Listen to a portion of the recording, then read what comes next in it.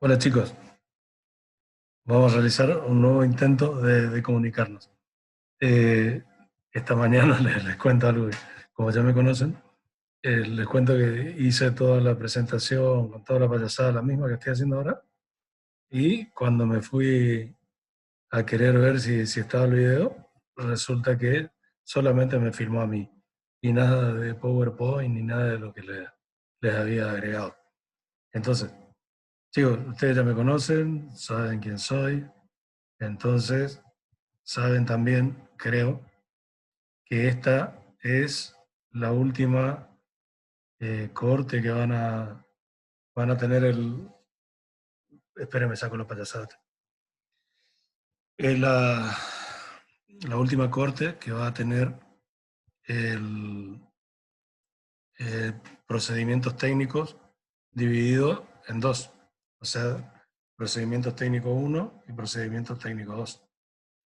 A partir de ahora ya van a tener solamente los de segundo año y van a tener un solo procedimiento que va a englobar a ambas asignaturas.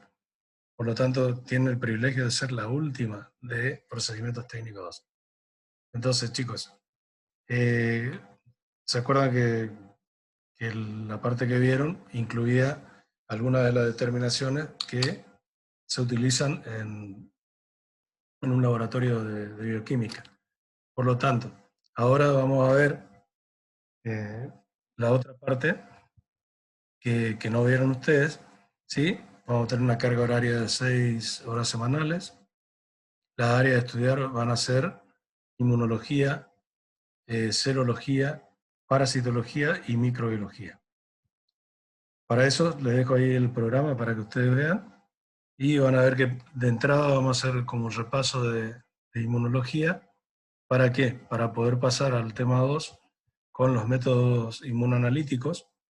Van a ver los métodos más se usan en un laboratorio, más que nada de baja y mediana complejidad, por los que le pueda tocar.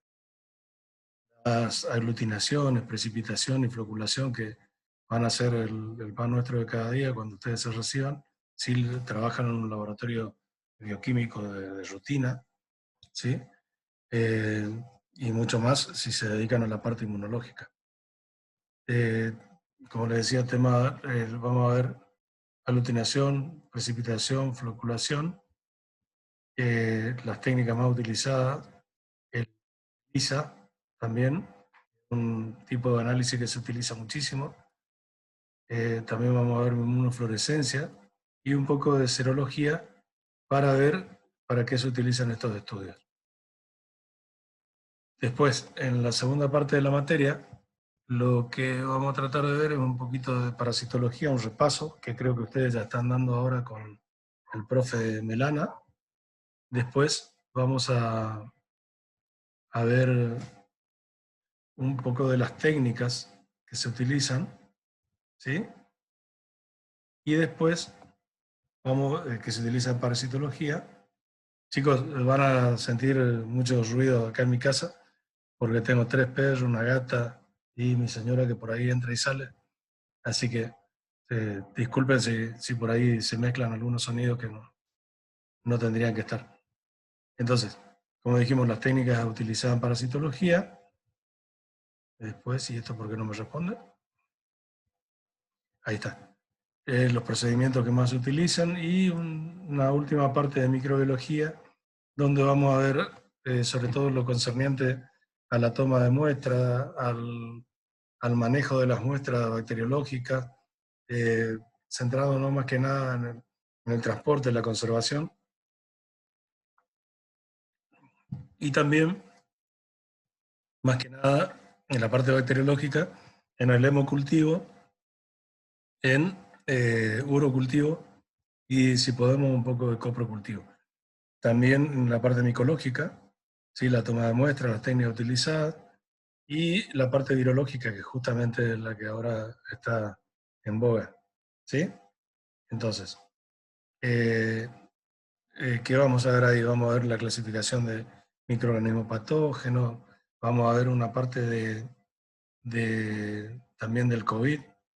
Vamos a ver a esa altura del campeonato qué es lo qué es lo que se sabe, qué se conoce, ¿sí? Y ojalá ya podamos hacerla presencial en ese momento. Entonces, eh, pasando al tema de hoy, la inmunología en la parte básica, vamos a hacer una breve introducción. Entonces, para eso, ustedes van a ver que las diapositivas mías, algunas bueno, ya las cosas que he pasado a ustedes, y saben que yo muchas imágenes y hasta algunos gráficos saco de otra diapositiva. ¿Por qué? Porque no por el hecho de copiar, sino por el hecho de que yo no la podría hacer mejor. Entonces, me baso en eso para que ustedes puedan obtener mayor información y de manera más correcta. Entonces, vamos a ver un poco de inmunología básica. Vamos a hacernos preguntas, ¿sí? Por ejemplo, la más básica de todas. ¿Cómo distingue el sistema inmune entre lo propio y lo extraño? Mediante la educación, o sea, el reconocimiento de antígenos y un proceso de selección. Fíjense que ahora mismo estamos con ese problema. ¿Por qué? ¿Por qué nos encontramos todos en nuestra casa, en cuarentena? Nos encontramos justamente porque todavía no tenemos la educación suficiente. Nuestro cuerpo, nuestro sistema inmune no está educado contra un virus que no conocemos, al que nunca nos enfrentamos y que tiene encima la patogenicidad de el mecanismo patogénico de acción sobre el sistema respiratorio y sobre la sangre, por lo cual puede llevarnos fácilmente si es que estamos un poquito flojos en el sistema respiratorio.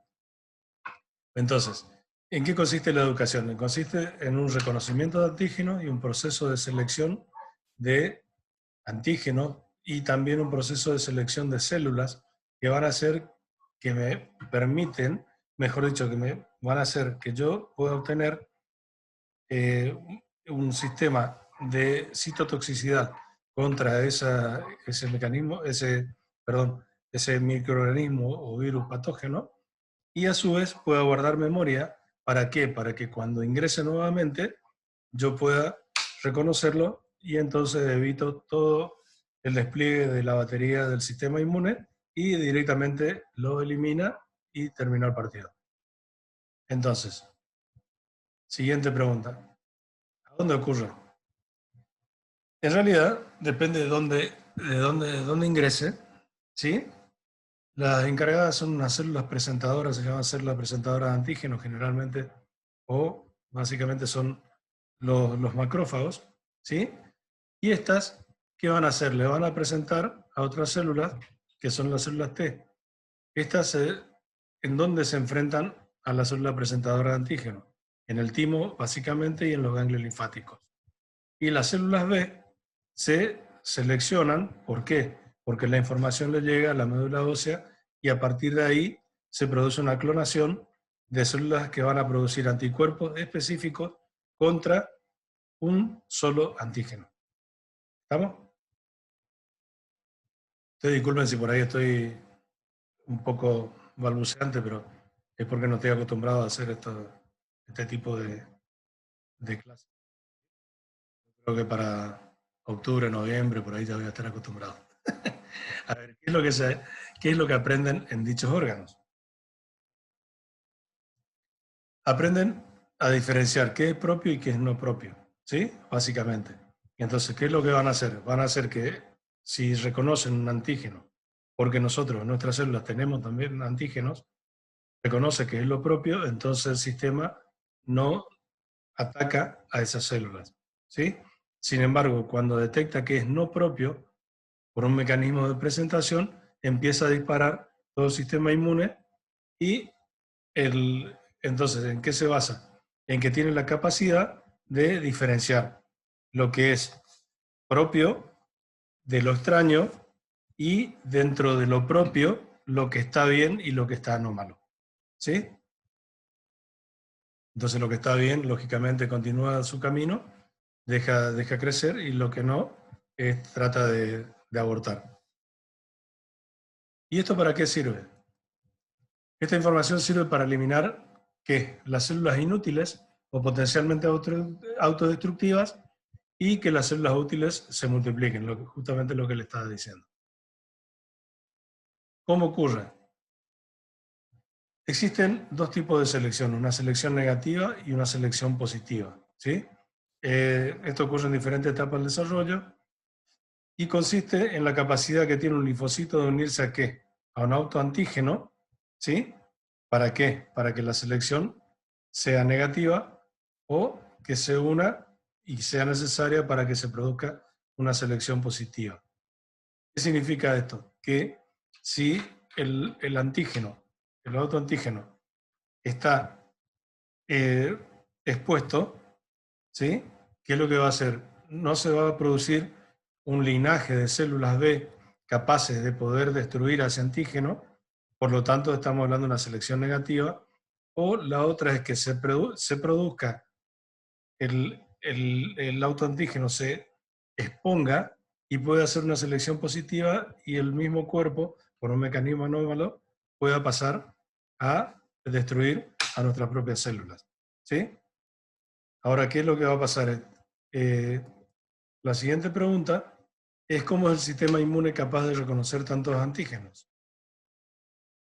Eso se produce mediante la diferenciación clonal de los linfocitos, tantos T y B. Cada clon tiene un receptor único y específico en la superficie, por lo tanto, cuando se presente un determinado antígeno, se va a desencadenar el sistema inmune para ese solo antígeno. ¿Sí? Como conclusión de todo, van a haber linfocitos T y linfocitos B con memoria, y cuando vuelva a ingresar ese mismo antígeno, ya los linfocitos tienen memoria y actúan directamente y evitan que se produzca toda la cascada de eventos que nos depara una primera exposición a ese antígeno. Entonces, ¿cómo funcionan los clones? Entonces, los clones son células que han sido activadas por un determinado antígeno, de tal manera que ellas puedan ser capaces de identificar y unirse específicamente a un antígeno cuando son activados. Entonces, ¿qué significa? Que cuando uno ya tuvo el ingreso de un antígeno, produjo anticuerpos contra ese antígeno, la segunda vez que ingresa el mismo antígeno, ya los anticuerpos irán directamente a fijarse, porque existen clones del linfocito B dando vuelta que tienen ese anticuerpo para ese antígeno, y ¿qué es lo que hace? Manda la señal a la médula ósea, se produce la activación de ese clon, se producen un montón de, de inmunoglobulinas, y entonces directamente se eliminan al antígeno que ha ingresado por segunda vez. ¿Qué significa ahí? Que ya estamos educados inmunológicamente. La primera pregunta que nos hacíamos, ¿qué es lo que habrán escuchado en este tiempo? Que el COVID-19 dejará de ser un peligro realmente cuando nosotros adquiramos lo que se denomina inmunidad de rebaño. ¿Sí? ¿Qué significa eso? Que la mayoría, más del 80% de la población, ya se hubiera enfrentado a ese antígeno, al virus nuevo, al COVID-19, ¿sí? Y entonces, ¿qué pasa? Tendrán anticuerpos. Por lo tanto, cuando nuevamente ingrese el COVID-19, probablemente no pase más de tener una fiebre y no lleguemos a los eventos que están desarrollando ahora muchas personas. Entonces, ¿qué es lo que necesitamos para eso? ¿Necesitamos enfermarnos? Y no sería lo más conveniente. Lo que necesitaríamos probablemente es una vacuna. Y en eso están diversos centros de investigación en todo el mundo, en tratar de encontrar una vacuna, de producir una vacuna que haga que mediante la inoculación probablemente de virus inactivados, nosotros nos enfrentemos por primera vez a un antígeno que tiene ese virus, ¿sí? Pero como están inactivados, no nos van a despertar la reacción que nos despertarían si estuvieran los virus vivos. Entonces despiertan la reacción inmunológica, llegan todos los eventos hasta que se produce el linfocito B, y entonces ya tendremos linfocitos B patrullando para cuando otro COVID-19 quiera ingresar, ya directamente se lo elimina. ¿Sí? Esa es la historia en la que estamos ahora, en tratar la producción de esa vacuna. El mecanismo clásico, ¿cuál es? El que está circulando ahora, que es enfrentarnos, las personas se enfrentan a ese antígeno, a ese virus, y entonces, ¿qué pasa? Despiertan el anticuerpo si tienen la suerte de recuperarse.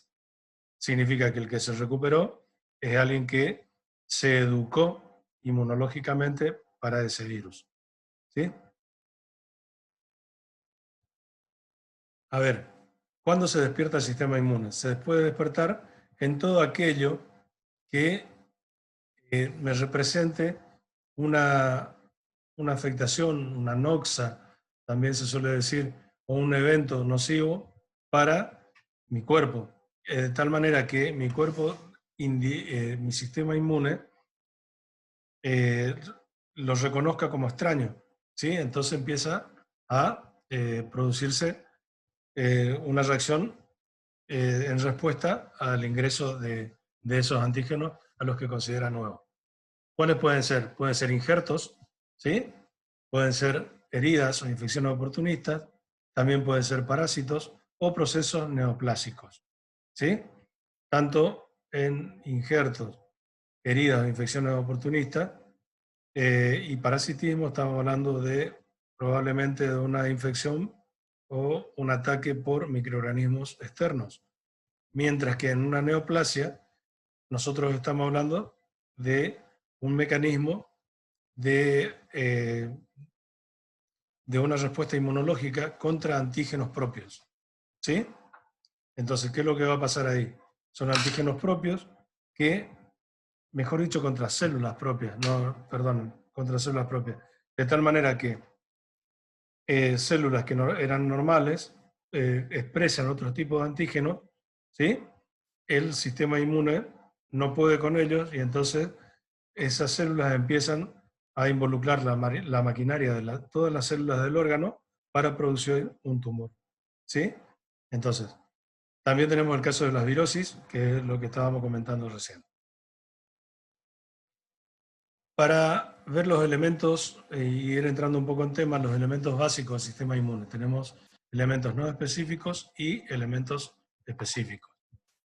Los elementos no específicos son generalmente macrófagos, neutrófilos, basófilos, eosinófilos, que son células. En el caso de los macrófagos, pueden ser macrófagos histiocitarios, es decir, macrófagos que están alojados en determinados tejidos. Por ejemplo, en pulmones, el macrófago histiocitario se llama neumocito tipo 2, y, por ejemplo, el sistema nervioso son las células de la glía, o mejor dicho, la microglía, ¿sí? Que son las que defienden y a su vez sirven de elemento de nutrición a las neuronas del sistema nervioso. Los neutrófilos, basófilos, eosinófilos y también monocitos son capaces de actuar como macrófagos, pero circulantes, es decir, en la sangre. A su vez, todos estos pueden desencadenar una respuesta inmune por la liberación de unas sustancias que en conjunto se denominan complementos y otras sustancias que en conjunto se denominan citocinas o citoquinas. Dentro de los elementos específicos tenemos los linfocitos T, los linfocitos B, los linfocitos natural killer, las células presentadoras de antígenos y los anticuerpos. ¿Qué tipo de defensa tenemos? Defensas defensas no específicas y defensas específicas. Dentro de las defensas no específicas tenemos, por ejemplo, la celular y también la humoral. En la celular, ¿qué es lo que va a pasar? Vamos a tener que nos enfrentamos a un antígeno y en primera medida va a haber un crecimiento hiperplásico, es decir, que va a haber un crecimiento del tejido en donde ingrese el antígeno extraño, va a haber un mecanismo de fagocitosis y de citotoxicidad por la liberación de enzimas, ¿sí? Que liberan los macrófagos. ¿Sí? Entonces va a haber un crecimiento hiperplásico, van a tratar de fagocitar los macrófagos. Supónganse una bacteria que tenga ese antígeno extraño, van a tratar de fagocitarlos, y una vez fagocitados, le liberan toda la batería de enzimas y de lisosimas, que van a tratar de que esa célula se inutilice, y a su vez puede pasar de que se expongan en la superficie de esos macrófagos los antígenos que van a despertar una respuesta inmunitaria más específica. Dentro de la defensa no específica humoral vamos a tener la acción de las aglutininas, del complemento y de las citocinas. Vamos a ir viendo cada cosa que son. Entonces, lo que estábamos diciendo hoy, las bacterias que ingresan a un tejido inducen a los macrófagos a tratar de fagocitarlos.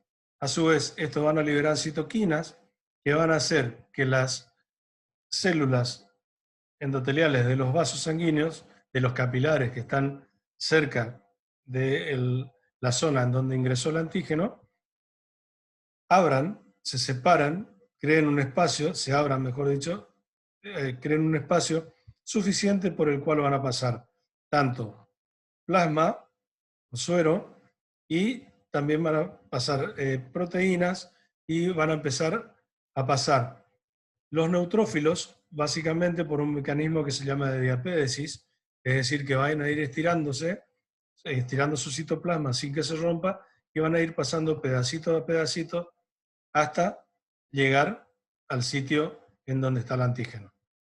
¿Estamos ahí? A su vez van a pasar también glóbulos rojos, van a pasar plaquetas. Entonces, en este punto vamos a poder comprobar lo que está en el gráfico con lo que nos pasa comúnmente cuando tenemos una picadura de una hormiga o de una avispa, una abeja, que por propio recuerdo podemos decir que al ingresar el antígeno, ¿qué es lo que va a pasar? Se van a inducir una acción de los macrófagos, ¿sí? Estos largan las citoquinas, se produce la edematización por una vasodilatación de las células endoteliales, aumenta la permeabilidad vascular, por lo tanto se produce calor, ¿sí? Se produce hinchazón, o sea, edema, se produce enrojecimiento, se produce temperatura, y entonces las células inflamatorias van a migrar al interior del tejido, liberando más mediadores de inflamación, entre los que hay algunos que causan dolor, ¿sí? Por eso tenemos rugoración, tenemos tumoración, edematización y dolor. ¿Estamos ahí? Si en este proceso las células que fueron extravasadas de los capilares no pudieran reducir a ese antígeno, entonces se liberarán más citoquinas. ¿Para qué? Para que puedan ser llamados otro tipo de defensas que son mucho más específicas, puedan ser activadas, y de esa manera poder eliminar a ese antígeno que nos resulta extraño y que puede causar daño a nuestro organismo. Dentro de las defensas inmunes específicas tenemos también una celular y una humoral. En la celular están diversas células T, diversos linfocitos T, ¿sí? Y también tenemos los linfocitos B, que producen los anticuerpos. Los anticuerpos son los que habíamos visto anteriormente acá como aglutininas, ¿sí? ¿Estamos ahí? Acuérdense que a los antígenos pueden encontrarlos también como el nombre de aglutinógeno, y a los anticuerpos como aglutinina. Entonces, dijimos que en la defensa inmune inespecífica teníamos diversos tipos de células, fundamentalmente los macrófagos, y teníamos otro paquete de compuestos que van a formar la defensa inmune no específica, pero de tipo humoral, y eran los anticuerpos, complemento y la citoquina. En este caso, específica, vamos a tener una celular dada por los linfocitos T y una humoral dada básicamente por los linfocitos B, ¿sí? ¿Por qué la otra es inespecífica? Porque ya participó previamente una específica en el caso de que exista una aglutinina, porque si no existiera antes una activación previa de una defensa específica, una respuesta específica, no podrían haber anticuerpos para ese antígeno, pues la fabricación se hace como si fuera un complejo de llave y cerradura. Es específico cada anticuerpo para cada antígeno. Entonces, vamos a tener que cuando ingresa un antígeno nuevo hay una fase hay un proceso de reconocimiento, ¿sí? Es decir, las células que están ahí, los macrófagos, ¿sí? O si ingresara torrente sanguíneo, eh, tanto los neutrófilos como linfocitos, perdón, como basófilos, eosinófilos y también monocitos, reconocerían ese antígeno. Entonces tendrían que tomar la decisión de empezar a activar. ¿Qué irían a activar? Irían a activar la acción, es decir, la respuesta inmunológica que desencadenaría ¿en qué? En la eliminación de ese antígeno y en la formación de memoria para cuando ese antígeno quiera volver a ingresar. Entonces estamos hablando que tanto el reconocimiento como la liberación de citoquinas y el favorecimiento de una formación de una defensa específica sería la fase aferente, ¿sí? Es decir, que esto está generado por el estímulo que me llega de afuera, mientras que la acción posterior específica y la formación de memoria me estaría declarando una porción que sería la fase eferente, es decir, que tiene que ver con el efecto que produce el sistema inmunológico cuando está activado. Entonces, hablamos de antígenos y de anticuerpos. Por lo tanto, en el universo de antígenos podemos encontrar básicamente tres tipos de antígenos. Los inmunógenos, los aptenos y los tolerógenos. Entonces vamos a ir viendo qué son cada uno. Inmunógeno es el que per se comporta como un antígeno. Es decir, que por sí solo es capaz de estimular una respuesta inmune. ¿Sí? Por lo tanto, se va a convertir en ¿qué? En el blanco, en el punto exacto a donde va a dirigirse la respuesta de mi sistema inmune. ¿Qué pasa? ¿Qué tiene de característico? Que exposiciones siguientes conducen a respuestas más rápidas y más enérgicas. ¿Por qué? Porque produce memoria. ¿Sí? Entonces, en la respuesta primaria, lo que va a pasar es que va a llevar un determinado tiempo para que la defensa inespecífica trate de eliminarlo, no pueda, y entonces ahí activa la defensa específica, se lo elimina y eso lleva un tiempo. Ahora, ¿qué va a pasar? Cuando vuelva a ingresar ese antígeno, ya la respuesta es inmediata. ¿Por qué? Porque los anticuerpos andan circulando, ¿sí? Y también linfocitos B que tienen anticuerpos o tienen la capacidad de producir anticuerpos específicos contra ese antígeno. ¿Estamos ahí? Ahora apteno. El apteno, ¿qué es? Es un antígeno que es demasiado chiquitito, ¿sí? Y por sí solo es incapaz de estimular una respuesta inmune. Ahora, ¿qué es lo que hace entonces? Se une a una sustancia que se denomina comúnmente como carrier o transportador, ¿sí? Que es un inmunógeno mayor, por lo tanto, cuando tenga el suficiente tamaño como para producir la respuesta, estimular la respuesta inmune, ahí recién va a actuar. Por lo tanto, por sí solo no puede, pero si se une a una molécula mayor, ¿sí? O a un complejo mayor, que es otro inmunógeno, o mejor dicho, un transportador de ese antígeno, ahí sí despierta la respuesta en nuestro sistema inmune. Tiene la misma característica del anterior, ¿sí? Que va en un evento secundario de ingreso de este mismo antígeno, la respuesta va a ser más enérgica y más rápida. ¿Sí? Ahora, fíjense, hay otro que se denominan tolerógenos. Los tolerógenos son por sí solos capaces de ser reconocidos por el sistema inmune, como eran los inmunógenos. ¿Sí? Pero a diferencia de los primeros, estas, cuando vuelvan a ingresar, cada vez producen menos respuesta. ¿Sí? Por lo tanto, son capaces también de, en diferentes sucesos de ingreso, pasar desapercibido para el sistema inmune. Entonces, si tenemos el mundo de los antígenos y basándonos en el estado físico que pueda tener el individuo que se enfrente a ese antígeno, la genética que tenga, ¿sí? Porque, ¿qué significa con la genética? Porque hay gente que reacciona a determinados antígenos que para la mayoría no despierta ningún tipo de reacción. A esos generalmente se los conoce como alérgicos. Sí, eso tiene que ver un poco con la genética del individuo. Y también podemos hacer que mediante pretratamiento con agentes físico-químicos, esos antígenos puedan ser convertidos en inmunógenos de verdad, ¿sí? O puedan pasar a ser tolerógenos, ¿sí? Entonces, para ir terminando, vamos a hablar de qué es un epítope o epítopo o determinante antigénico y qué es un parátope o parátopo.